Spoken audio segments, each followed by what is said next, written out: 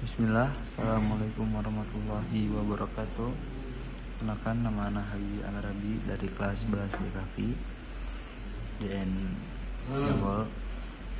Jadi hari ini anak ingin mereview kajian dari Al-Ustadz Nuri Zikri Hafizahullah Ta'ala tentang syahwat yang bergejolak ketika sendirian. Syahwat yang bergejolak sendirian dan kondisi yang sangat manusiawi. Ini berkaitan dengan dorongan biologis, pikiran, dan kondisi emosional yang muncul ketika tidak ada interaksi atau pengawasan sosial. Secara sederhananya, ada beberapa faktor utama yang memicu hal berikut. Itu faktor biologis atau faktor hormon. Tubuh manusia secara alami memproduksi hormon seperti testosteron dan estrogen yang memenuhi dorongan seksual. Sebenarnya yang ada pada yaitu karena pikiran dan imajinasi. Ya, jadi ketika kita bersendirian, pikiran cenderung lebih bebas, imajinasi, kenangan, atau paparan konten yang tertentu sebelumnya bisa muncul kembali dan memicu syahwat. Ketiga adalah kondisi emosional.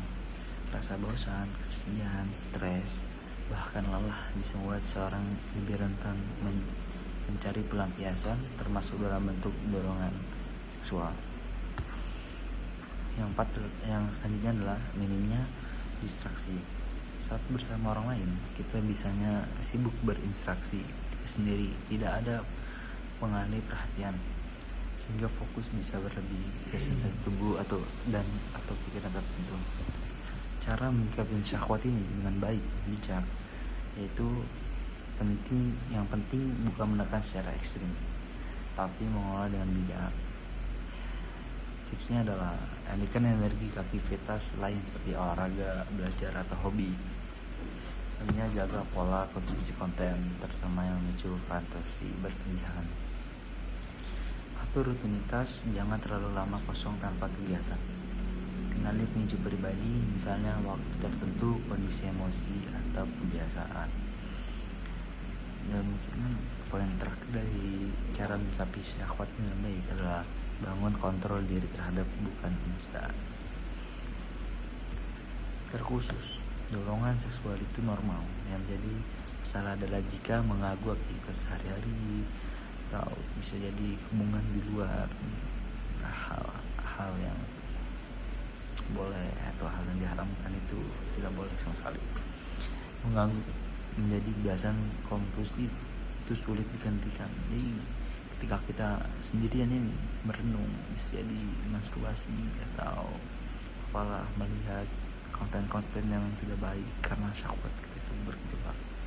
Jadi carilah hobi atau kegiatan yang lain, mengarah ke perilaku yang merugikan diri sendiri atau orang lain. Kalau sudah sampai tahap itu, biasanya perlu pendekatan lebih serius kepada Allah Subhanahu wa Ta'ala, itu berdoa, mungkin sholat, puasa. Ya, kita dianjurkan puasa buat orang yang belum nikah, dianjurkan berpuasa, atau bisa jadi konseling atau penguatan ngajian diri. Lalu tentu banyak hal yang dianjurkan ketika syahwat itu bergejolak dalam syariat Islam. Itu bisa jadi yang pertama adalah menundukkan pandangan. Allah menjelaskan dalam Al-Quran surah An-Nur 30 ayat 31, menjaga pandangan karena itu pintu awal munculnya syahwat. Bisa jadi juga menjaga hati, dan kita harus menjaga hati dan pikiran, menghindari khayalan dan fantasi yang mengarah pada hal-hal yang diharamkan. Selanjutnya, memperbanyak ibadah, sholat sunnah, zikir, membaca Al-Quran. Itu adalah hal yang sangat dianjurkan di Islam. Dan ini yang anak katakan tadi, yaitu berpuasa. Dalam hadis Nabi Muhammad SAW, beliau menganjurkan puasa bagi yang belum mampu menikah karena puasa dapat menahan syahwat. Ini terakhir dalam menikah. Ini adalah jalan yang halal dan utama yang menghalalkan syahwat. Yang dihindari, ya pertama menghindari zina. Ya, Allah berfirman dalam Al-Quran surah Al-Isra ayat 32, artinya janganlah kamu berzina, la taqrabuz zina. Melihat atau mengkonsumsi konten yang membagikan syahwat. perilaku yang diperselisihkan seperti onani. Nah, tidak boleh. Ya, mungkin dari ini sebagian dari Ana.